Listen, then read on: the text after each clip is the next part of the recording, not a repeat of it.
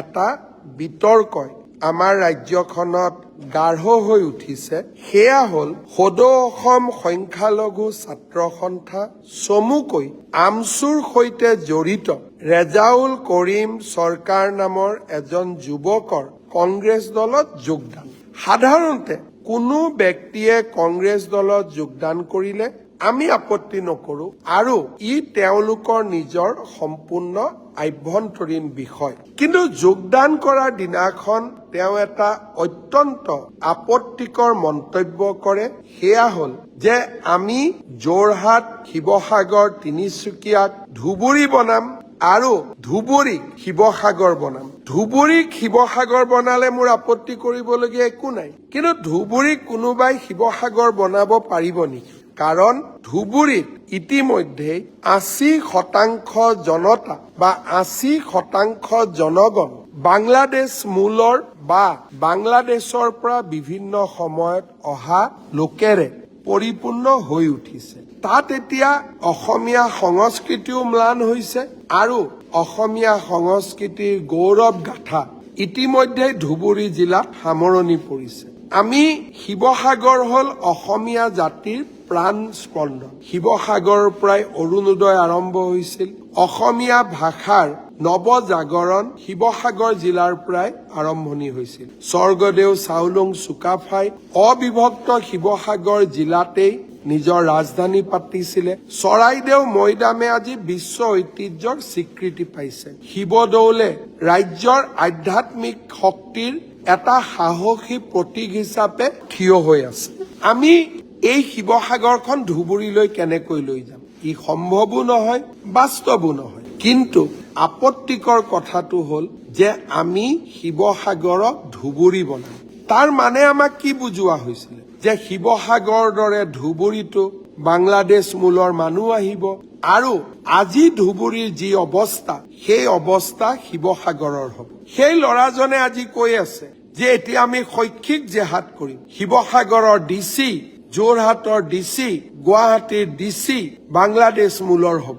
এনেধৰণৰ ব্যক্তিয়ে যেতিয়া কংগ্ৰেছত যোগদান কৰে আৰু এনেকুৱা ধৰণৰ কথা কয়, যোৰহাটৰ সাংসদ গৌৰৱ গগৈ সেইদিনাখন তেওঁৰ লগত একেলগে বহি আছে। তেওঁ যেতিয়া এই আপত্তিকৰ কথাবোৰ ক'ব আৰম্ভ কৰিছিল, গৌৰৱ গগৈ ডাঙৰীয়াই থিয় হৈ ল'ৰাজনক ক'ব লাগিছিলে যে কংগ্ৰেছৰ মঞ্চত এনেকুৱা কথা ক'ব নাপায় বা এনেকুৱা কথা ক'ব নোৱাৰি, আপুনি এনেকুৱা কথা নক'ব।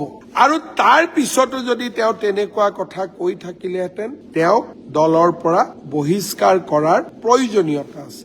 ল'ৰাজনক বহিষ্কাৰ নকৰিলে, ল'ৰাজনে ৰিজাইন দিলে আৰু ল'ৰাজন এতিয়া মাইনৰিটি মানুহৰ মাজত এক প্ৰকাৰ হিৰো হৈ পৰিলে। অৰ্থাৎ গৌৰৱ গগৈয়ে এই ল'ৰাজনক নায়ক হ'বলৈ, হিৰো হ'বলৈ সুযোগ দিলে।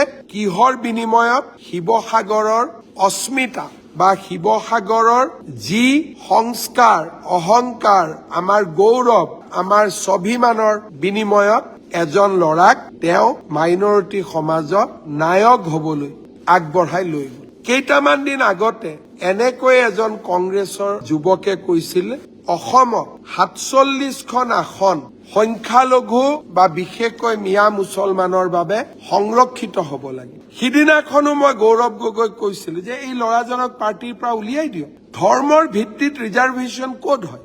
হিন্দুৰ কাৰণে কিবা চিট ৰিজাৰ্ভেশ্যন আছে নেকি? খ্ৰীষ্টিয়ানৰ কাৰণে কিবা চিট ৰিজাৰ্ভেশ্যন আছিল নেকি? ধৰ্মৰ ভিত্তিত ৰিজাৰ্ভেশ্যন ব্ৰিটিছে কৰিছিল।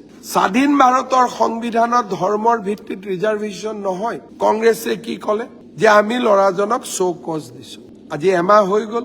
চৌকজৰ ৰিজাল্ট কি? এটা বিশেষ সম্প্ৰদায়ৰ ওচৰত কংগ্ৰেছে আজি শিৰ নত কৰিছে। কাৰোবাৰ ভাল কাম কৰক, কাৰোবাৰ উপকাৰ কৰক, দুখীয়া মানুহক সহায় কৰক, যি ধৰ্মৰ নহওক কিয়, কিন্তু not at the cost of Assamese, not at the cost of Indian, not at the cost of our motherland.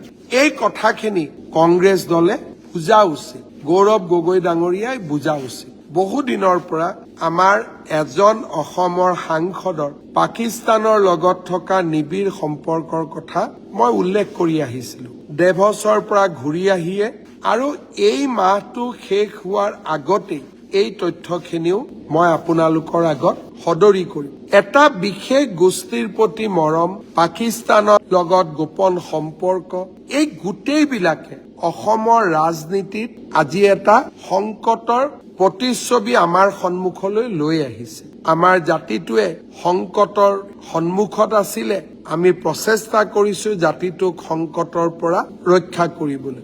কিন্তু এছাম লোকে নিজৰ নিহিত স্বাৰ্থৰ কাৰণে আমাৰ জাতিটোক সদায় দুৰ্বল কৰি ৰাখিব খোজে। মই নিশ্চিত যে আমাৰ সামূহিক শক্তিয়ে আৰু আমাৰ সামগ্ৰিক সত্তাই আমাক সদায় সুৰক্ষিত কৰি ৰাখিব।